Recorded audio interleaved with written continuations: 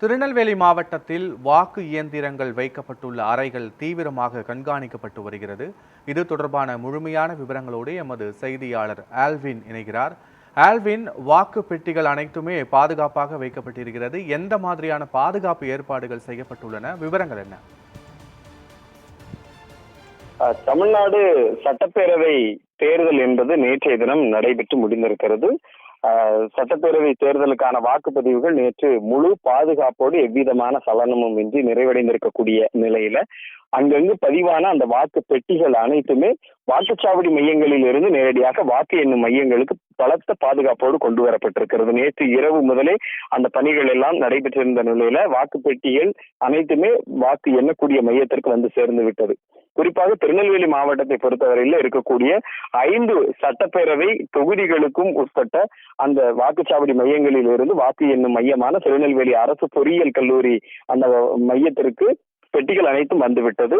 அங்கு தொகுதி வாரியாக வாக்கு பெட்டிகள் அனைத்தும் பாதுகாப்பாக வைக்கப்பட்டிருக்கிறது. அப்படி வைக்கப்பட்டிருக்கக்கூடிய நிலையில இன்றைய தினம் வாக்கு பெட்டிகள் வைத்திருக்கக்கூடிய அறைகள் அனைத்தும் முழுமையாக பூட்டி சீல் வைக்கக்கூடிய நிகழ்வு என்பது நடந்திருக்கிறது. திருநெல்வேலி மாவட்ட ஆட்சித்தலைவரும் மாவட்ட தேர்தல் அலுவலருமான சுகுமார் தலைமையில அந்தந்த தொகுதியினுடைய தேர்தல் நடத்தக்கூடிய அலுவலர்கள், அதே போன்று கட்சியினுடைய முகவர்கள் முன்னிலையில அந்த வாக்கு பெட்டிகள் வைக்கப்பட்டிருக்கக்கூடிய அறை என்பது முழுமையாக பூட்டி சீல் வைக்கப்பட்டிருக்கிறது.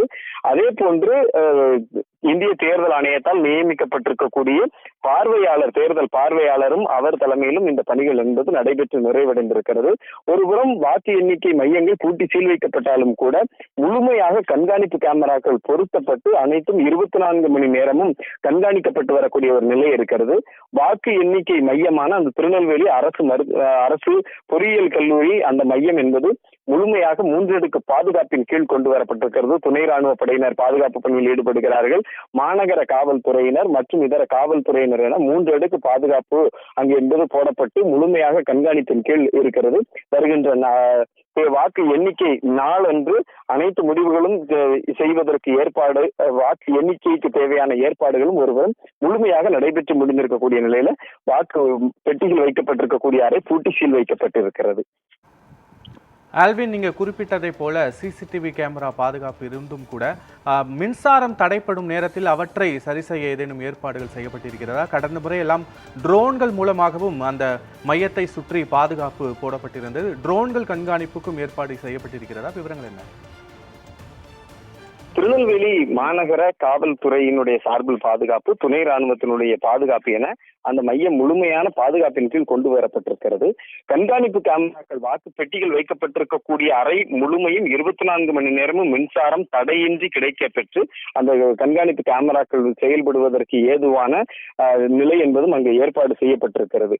ஒருவேளை மின்சாரம் தடைபடக்கூடிய நிலையில உடனடியாக மின் மோட்டார்கள் மூலமாக மின் இணைப்பு கொடுப்பதற்கான ஏற்பாடுகள் என அங்கு முழுமையான ஏற்பாடுகள் செய்யப்பட்டிருக்கிறது. அனைத்து கட்சியினுடைய பிரமுகர்களும் சுழற்சி முறையில் அந்த பாதுகாப்புகளை மேற்கொள்வதற்கு அங்கீகரிக்கப்பட்ட அந்த கட்சிகளினுடைய பிரமுகர்கள் அவர்கள் முழுமையாக உரிய அனுமதியோடு அங்கு அவர்களும் கண்காணிப்புகளை மேற்கொள்வதற்கான ஒரு பாதுகாப்பு, அவர்களும் அதை கண்காணிப்பதற்கான வாய்ப்புகள் என்பது இருக்கிறது. ஆகவே மற்ற நேரங்களில் மின்சாரம் தடைப்பட்டாலும் உடனடியாக மின் மோட்டார்கள் மூலமாக அங்கு மின் இணைப்பு கொடுக்கப்படுவதற்கும் பாதுகாப்பு என்பது முழுமையாக அந்த வாக்கு எண்ணும் மையம் முழுமைக்கும் 4 புறமும் காவல்துறையினுடைய பலத்த பாதுகாப்பு என்பது செய்யப்பட்டிருக்கிறது. காட்சிகளோடு விவரங்களுக்கு நன்றி ஆல்வின்.